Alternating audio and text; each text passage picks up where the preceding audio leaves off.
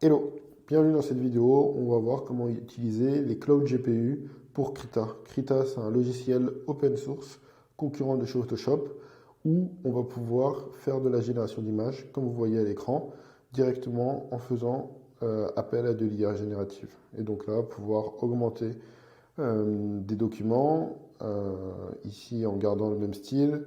On va pouvoir créer plusieurs images intégrées dedans et on va aussi pouvoir faire des dessins manuellement, comme ça assez moche, utiliser un prompt pour faire des dessins plus ou moins finis, mais beaucoup plus stylés.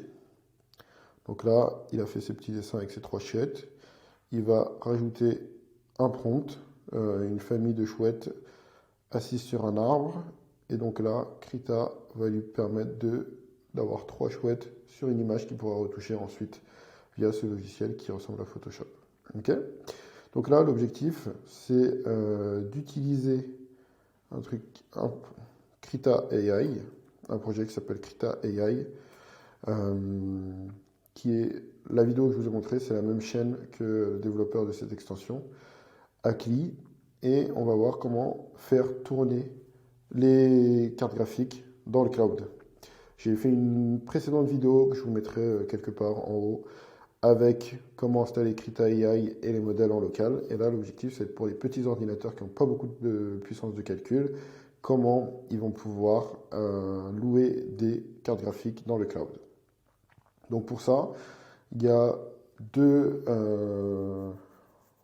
hébergeurs de cartes graphiques qui sont recommandés, RunPod et Vast. Nous, on va travailler sur RunPod parce que c'était le premier sur lequel j'ai cliqué, tout simplement.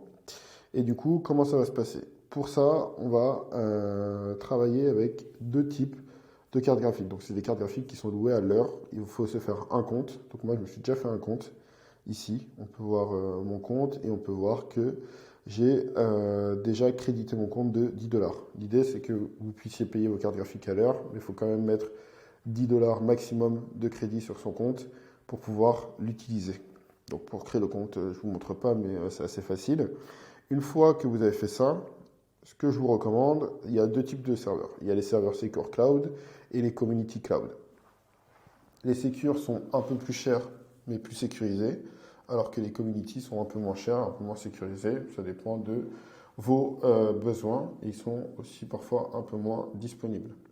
Grosso modo, aujourd'hui, sur les recommandations du projet, il recommande d'avoir une RTX 4090. Bon, il a recommandé une autre carte graphique à l'époque, mais la dernière mise à jour, c'est la RTX 4090, qui est amplement suffisant pour pouvoir faire vos demandes. Mais si jamais vous avez besoin de plus de puissance de calcul, vous pouvez toujours prendre une RTX plus puissante. Ok. Ensuite, ce que je vous recommande, donc on va être en community pour cet exemple, c'est de prendre un serveur qui est localisé chez vous. Donc nous, on est en France, de prendre un serveur qui est localisé chez vous. Et une fois que vous avez fait ça, on va utiliser ce RTX. D'accord? Quand on va cliquer sur Deploy, on va pouvoir. Là, j'avais déjà pris un template, mais sinon, normalement, vous êtes capable de sélectionner des templates. Ok? Ici, vous avez différents templates. Il faut que vous cherchiez le template Krita. D'accord? Quand on va cliquer ici, ça va nous sélectionner un template. Template Krita. Donc nous, on va aller demander on demand non interruptible. Ça veut dire qu'une fois qu'on a lancé le serveur, il n'est pas interrompu. Nous, on peut l'avoir moins cher en interruptible. Ok. Customize deployment, vous avez besoin de rien toucher. Vous laissez tel quel. Et vous allez pouvoir cliquer sur continuer. Là, il va vous faire un récapitulatif que vous allez avoir 24 Go de vidéo memory, 6 virtual CPU, 31 Go de système, ce qui va vous faire un total de 55 Go de disque. Vous allez avoir un GPU qui va coûter 60 centimes par heure, le prix du disque et le prix de la sortie de disque. Ok. Quand on va déployer, là, ça va vous diriger vers vos pods. Donc vous pouvez aller dans vos pods. Quand vous allez ici, à partir de ce moment-là, vous êtes en train de payer le serveur. Le serveur, il doit télécharger tous les modèles de Krita, donc comme vous l'avez pu voir sur la vidéo précédente, et il va se mettre en place et vous donner un lien d'accès avec des interfaces aussi graphiques possibles. Ok, donc ce processus, il va prendre 2-3 minutes, le temps qu'il télécharge tout. Donc on peut voir la progression des téléchargements. Et une fois qu'il aura fini, à ce moment-là, vous pourrez le connecter. J'en profite pour vous dire qu'on fait des formations autour de l'utilisation d'IA générative, que ce soit du texte, de l'image ou de la vidéo. Donc si vous avez des besoins, n'hésitez pas à me contacter et on pourra former vos équipes ou vous-même directement dans vos entreprises. Donc là, on voit que ça évolue. Ce que je vais faire, c'est que je vais faire une petite pause et je vais vous reprendre à la fin du chargement. Hop, du coup, je reviens parce que ça a presque fini de charger. Et là, vous allez voir que ça va passer. On est passé du download à une partie extraction. Donc, la partie extraction aussi prend du temps. Je vais refaire pause et puis je reviens juste après. À toutes. Hop là, je reviens parce que ça a presque fini l'extraction. Comme ça, vous pouvez voir ce que ça donne. Tac, donc là, ça a fini l'extraction. Ça va lancer le serveur. Container is ready, starting, get, et voilà. Et donc là, on va voir l'utilisation de notre container. Attention, là, on a le container qui tourne et donc on va être facturé du montant que je vous ai indiqué tout à l'heure. Ok, donc là, 59 centimes de l'heure. Quand vous avez fini de l'utiliser, il faut absolument l'enlever. Comme ça, vous allez arrêter d'être débité. Si vous le mettez juste en pause, vous allez être débité beaucoup moins cher. Si vous l'enlevez totalement, vous n'allez plus être débité. Et donc, il faut savoir quand est-ce que vous en avez besoin et à ce moment-là, choisir d'utiliser le pod et de le lancer. D'accord? Quand on va faire ça, il y a tout un... Ici, vous avez tout un tuto. Hein, si jamais vous êtes perdu, en plus de la vidéo, ils vont nous dire d'utiliser le port 3001. D'accord? Donc, quand je viens ici, j'ouvre le port 3001 et je vais avoir un flow de prompt. D'accord? Donc là, je prends mon flow de prompt. Si par exemple je fais ça, qprompt, je vais avoir tous les éléments qui vont se mettre en vert progressivement pour générer une image. Donc là, on a une image qui a été générée avec un modèle Stable Diffusion. D'accord? Bon, ça, c'est pas ce qui nous intéresse le plus. Ce qui nous intéresse le plus, ça va être de copier justement cette URL dans Krita. Maintenant, je vais retourner dans Krita.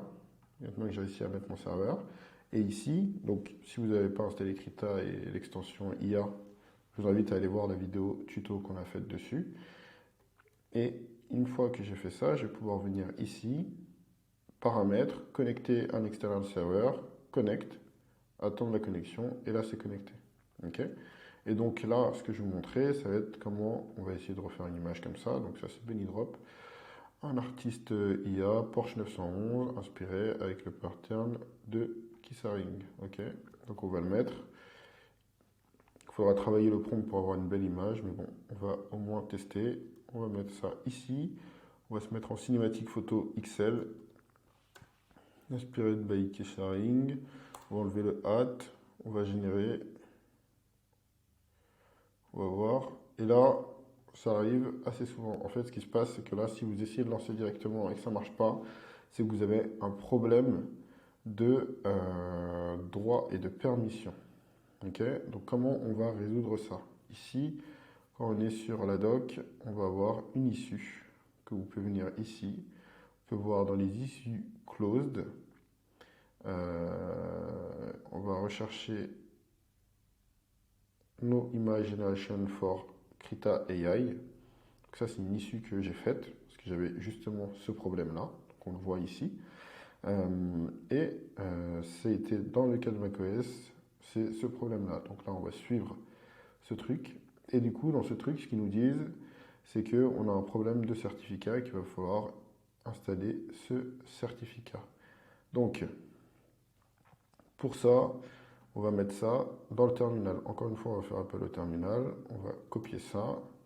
Et ce qu'on va faire, c'est qu'on va ouvrir le terminal ici. Donc, commande space term. Donc, soit vous avez iTerm, soit vous avez terminal.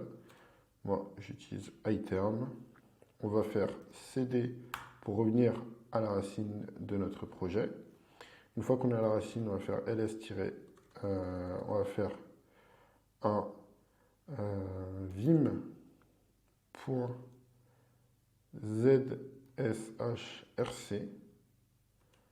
Ok. Et là, on va rentrer le code qu'ils nous ont donné. Pour écrire dans Vim, vous allez vous déplacer avec les flèches. Pour écrire, il va falloir appuyer sur I. Ça va se mettre en mode insertion. Et là, vous pourrez écrire. D'accord? Donc, ce qu'on va faire, c'est... On va enlever parce que je l'avais déjà écrit dans une précédente installation. On va copier chacune des lignes. Tac. On met ici. On vient à la ligne. On reprend celle-là. On va l'écrire ici. On revient ici. Tac. On va l'écrire ici. Ok, ça marche. Une fois qu'on a pris ces trois lignes, on va faire échappe pour quitter le mode insertion. On va quand même les copier et on va faire 2.x pour sauvegarder. D'accord? Ensuite, on va faire vim.bash rc. Ok? Là, on voit que dans le vim.bash rc, il n'y a pas nos lignes. Donc on va rajouter nos lignes. On va faire échappe. 2.x, fermé, vim.bash underscore profile. Si on fait ça, on avait déjà toutes les lignes. On va vérifier que c'est bien les bonnes, donc on va les supprimer. Et on va les remettre ensuite. Tac. Entrée, échappe, 2.x. Hop, là c'est bon. On va pouvoir à ce moment-là fermer notre terminal. On va pouvoir aller dans Krita et fermer Krita aussi. Do you want to save it? No. Tac. On va pouvoir relancer Krita. Et maintenant, quand ça va être relancé, normalement, nos certificats seront réalisés. Donc, nouvelle image, en portrait, A4, portrait, 300 dpi. Hop, on s'est mis ici. On va aller dans les réglages. On vérifie la connexion à notre serveur. Tac, c'est bien connecté. Et maintenant, on va aller rechercher notre petit post ici chez Bellydrop.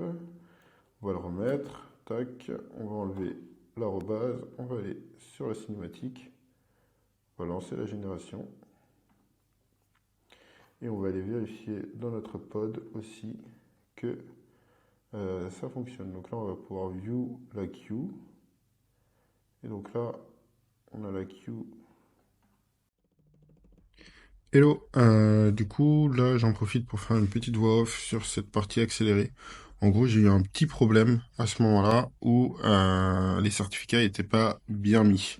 Et du coup à quoi c'est dû? C'est dû au fait qu'on a changé les fichiers, mais on n'a pas relancé le terminal. Donc soit vous relancez le terminal, soit vous allez faire comme j'ai fait, copier-coller et lancer Krita depuis le terminal au moins la première fois. Une fois que vous aurez redémarré l'ordinateur, ça fonctionnera sans que vous ayez besoin de remettre à jour vos certificats normalement. Voilà, je vous laisse avec la suite de la vidéo. Salut! Donc ensuite, on va retourner ici dans le dossier. On va voir la bonne version de Krita et on va lancer Krita depuis ici. Ok. Juste avant ça, un truc qui est important, vous allez faire source .zsh rc pour lancer cette commande. Sinon, vous copiez ça, vous mettez là, tac, comme ça vous êtes sûr que ça va tourner.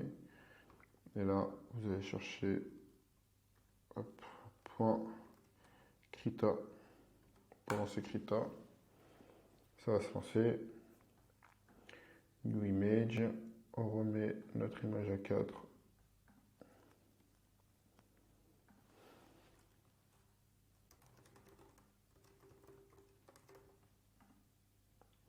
Et là, ça a résolu notre problème. Tac, donc là, ça a commencé à charger. Si on retourne ici sur notre runpod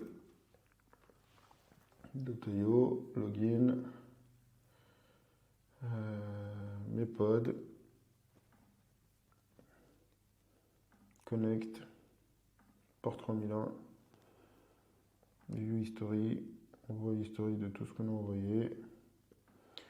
View queue, on voit notre queue, donc là c'est notre image qui génère. Ça met un peu de temps, donc si vous voulez des serveurs plus puissants, vous mettez des cartes graphiques plus chères. Tac, ça charge. Donc là, on voit que ça charge.